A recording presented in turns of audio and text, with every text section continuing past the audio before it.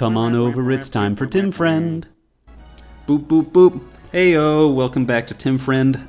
We are going to steal this vulnerary, because stealing vulneraries is something you do when we're playing the game that we're playing, which is called Fire Emblem 7. And I'm going to murder... I hope no one outside heard me. And we're going to kill this archer using Hector. Because we're, like I said in the last episode, we're feeding him that experience so he can be the best, as no one has been before him. His speed will almost never go up, but we're gonna get a couple items that should hopefully help that a little bit. Hopefully. I'm saying that through the most gritted of teeth. But yeah, we're gonna get Hector with Lynn, and we're not gonna get Kent or Sane with anybody. They're just gonna be best friends, because honestly, those support conversations are great. As much as I think Kent is boring, he really helps Sane shine harder. Heaven let your Sane shine down, as they say. No one says that. You're too good, too professional. Nothing like those idiots over there. You've no need to know, little Lord Hector. A fool like you sneaking out of the country alone.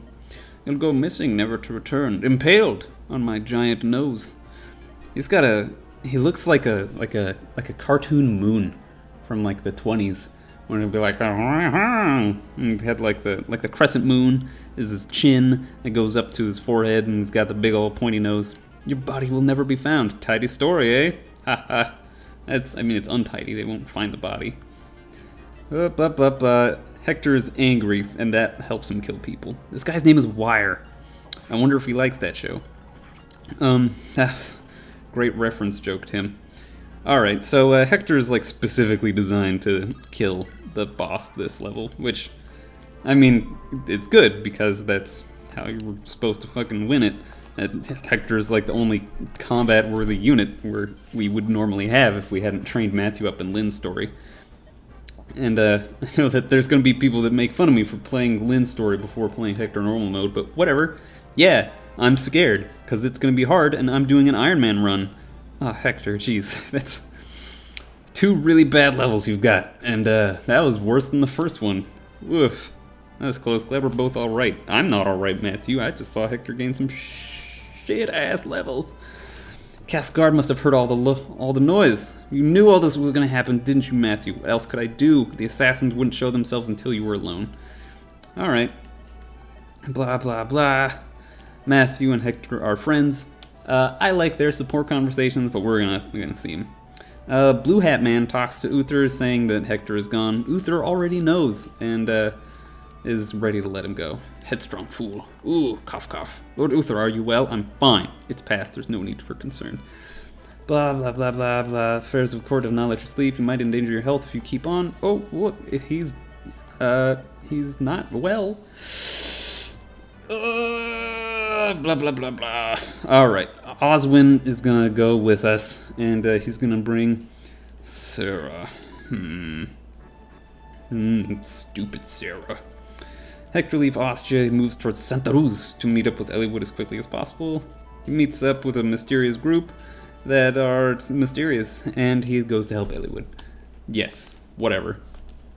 Boo boom. Alright, here we are in chapter 2, or chapter 12 of Hector's campaign, where we are going to see Eliwood, finally. By finally, I mean it's only been 2 chapters. Fuck, it's Sarah. Oh no, I was right, Matthew. He bails out of this cutscene as I would want to do. Don't like Sarah. Did you know that? I'm gonna complain about her a lot, because she's in a couple of cutscenes here. What's up, Oswin? Oswin's kinda cool. I don't know if I'm gonna use him, because he's a knight. He's very tanky and very slow, but that's sort of what I'm gonna use Hector for. So I don't know if I need Oswin. Oh, wait for me, I'm coming too. Shut up, Sarah. Alright, looks like some rough business. Are you just gonna blah blah? Oh no, you can tell this guy's a kind of a doucher, because he wears red clothing. Red clothing on a general soldier means you're gonna be dead. Generic, not general. That's terrible. I loathe violence, and I loathe you. And everyone chimes in on Hector killing a man, and everyone's like, oh, violence. Matthew, bring Sarah and follow along. That's interesting. In Elliewood's campaign, Matthew and Sarah don't get to participate in this chapter. Osmond, let's go. Bloop, bloop. But in Hector's mode. All right, so here's our first departure from Elliewood's story. There are Pegasus Knights. And that's a real bummer. Pegasus Knights are really obnoxious. We do get Elliewood down here. He's just, right off the bat, he's our friend. He's got some pretty good stats with that 7 speed. Lowen, wow, Lowen's rocking it. Bartray and Dorcas are exactly as I would expect. Freaking garbage. I don't like Dorcas or Bartray. Marcus is our failsafe, but for a while we won't need him. We're just going to send him up to this village. Blah, blah, blah. Old man gives us the secret book, which is an item that increases a unit's skill. Remember who I was complaining about, who had bad skill? That's right, we're going to give that shit to Hector.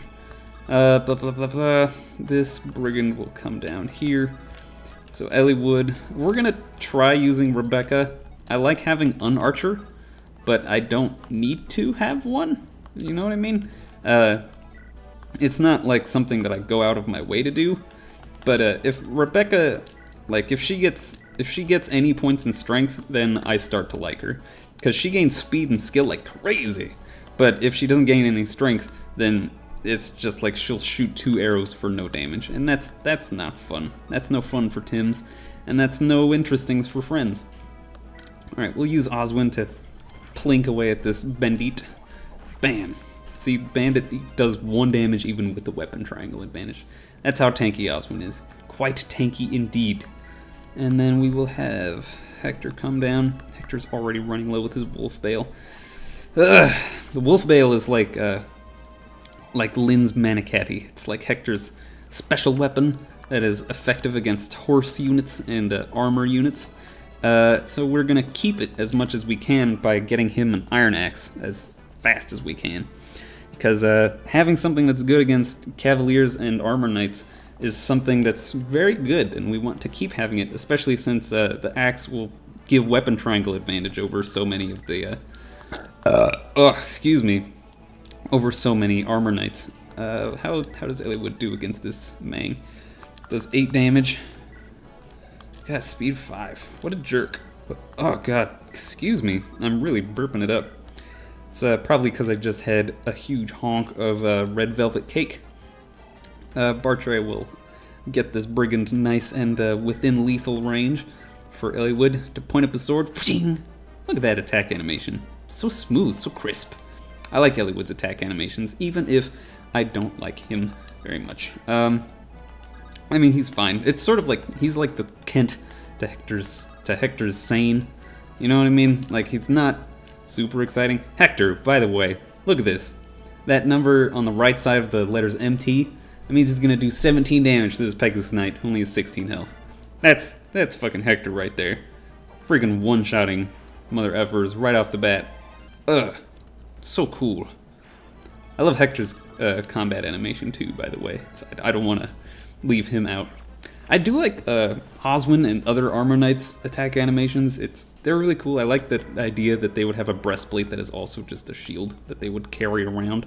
It sort of adds to the, you know, the vision that they're incredibly like muscular dudes are rolling around, and that's why they have such high strength stat and really high defense stat. They're just really beefy bros. Oh man, these guys are dancing the wrong dance. Coming in and shooting and swinging at Oswin, who will leave them nicely within lethal range for the other people.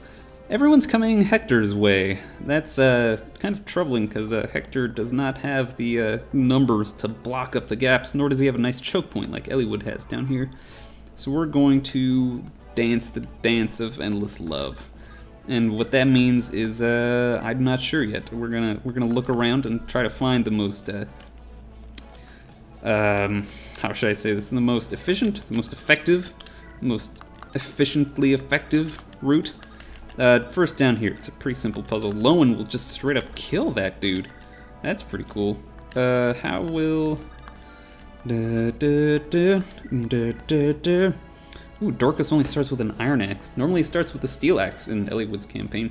I'm going to point out tiny, minor differences between Hector's campaign and Eliwood's campaign, but it's not really huge deals. You know, just whatever.